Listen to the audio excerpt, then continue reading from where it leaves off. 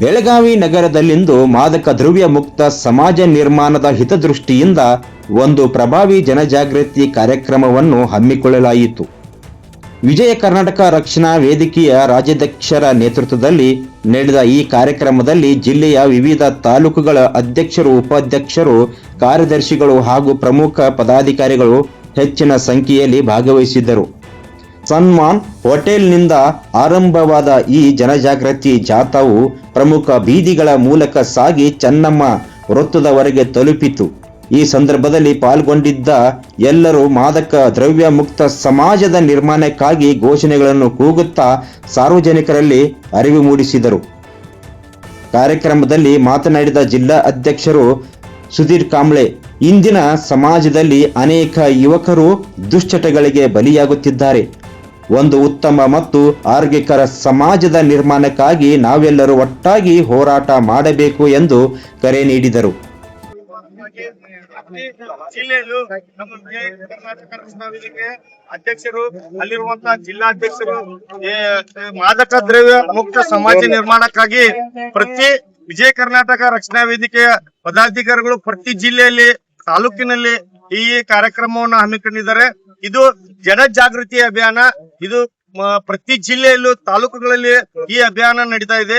ಯಾಕೆ ಮಾಡ್ತಾ ಇದೀವಪ್ಪ ಅಂತಂದ್ರೆ ಇದು ಬೆಳಗಾವಿ ಜಿಲ್ಲೆಯಲ್ಲಿ ಆಗ್ಲಿ, ಪ್ರತಿ ಜಿಲ್ಲೆಯಲ್ಲೂ ಆಗ್ಲಿ ಈ ಮಾದಕ ದ್ರವ್ಯ ವಸ್ತುಗಳಿಂದ ಅನೇಕ ವಿದ್ಯಾರ್ಥಿಗಳು ತಮ್ಮ ಆತ್ಮಹತ್ಯೆ ಮಾಡ್ಕೊಳ್ತಾ ಇದ್ದಾರ, ಅಥವಾ ಈ ದುಶ್ಚಟಗಳಿಗೆ ಬಲಿಯಾಗ್ತಾ ಇದ್ದಾರ. ಅಂತ ದುಶ್ಚಟಗಳಿಂದ ಆ ಜನರು ಮುಕ್ತಿಯಾಗ್ಲಿ, ಮಕ್ಕಳು ಬಲಿ ಆಗದಿರ್ಲಿ ಅಂತ ಪ್ರತಿ ತಾಲೂಕಿನಲ್ಲಿ ಈ ಕಾರ್ಯಕ್ರಮವನ್ನು ನಾವು ವಿಜಯ ಕರ್ನಾಟಕ ರಕ್ಷಣಾ ವೇದಿಕೆಯಿಂದ ಹಮ್ಮಿಕೊಳ್ತಾ ಇದ್ದೀವಿ. ಇಲ್ಲಿ ನಾವು ಏನ್ ಮಾಡ್ಬೇಕಂದ್ರ, ಎಲ್ಲಿ ನಮ್ಮ ಮಾದಕ ವಸ್ತುಗಳನ್ನ ಮಾಡ್ತಾ ಇದಾರೆ, ಗಾಂಜಾ ಆಗ್ಲಿ, ಚರಸ್ ಆಗ್ಲಿ, ಈಗ ಡ್ರಗ್ಸ್ ಆಗ್ಲಿ, ಎಲ್ಲಿ ಪ್ರತಿ ಹಳ್ಳಿಗಳಲ್ಲಿ ಮಾಡ್ತಾ ಇದ್ದಾರ. ಇದು ಒಂದು ದೊಡ್ಡ ಮಾಫಿಯಾನ ಆಗಿದೆ. ಈ ಮಾಫಿಯಾ ನಿಲ್ಬೇಕಂತ ನಾವೇನ್ ಮಾಡ್ತಾ ಇದ್ದೀವಿ, ಪೊಲೀಸ್ ಅಧಿಕಾರಿಗಳಿಗೆ ನಾವು ಮನವಿಯನ್ನ ಕೊಟ್ಟಿದ್ದೀವಿ. ಪ್ರತಿ ತಾಲೂಕಿನಲ್ಲಿ, ಜಿಲ್ಲೆಯಲ್ಲೂ ಕೂಡ ಎಲ್ಲಿ ಮಾರಾಟವಾಗ್ತಾ ಇದೆ ಅದೆಲ್ಲ ಮುಕ್ತವಾಗಬೇಕು. ನಮ್ಮ ಕರ್ನಾಟಕ ರಾಜ್ಯ ಒಂದು ಮಾದಕ ದ್ರವ್ಯ ಮುಕ್ತ ರಾಜ್ಯವಾಗಬೇಕಂತ ಬೆಳಗಾವಿ ಜಿಲ್ಲಾ ಅಧ್ಯಕ್ಷನಾದ ಸುಧೀರ್ ಕಾಂಬ್ಳೆ ಅಂತ ನಾವೆಲ್ಲಾ ಕಡೆ ನಾವು ಏನ್ ಮಾಡ್ತಾ ಇದ್ದೀವಿ, ಮನವಿ ಕೊಟ್ಟು ಈ ಕಾರ್ಯ ಜಾರಿಗೆ ಬರಲಿ ಅಂತ ಎಲ್ಲರ ಕಡೆ ನಾವು ಕೇಳ್ತಾ ಇದ್ದೀವಿ.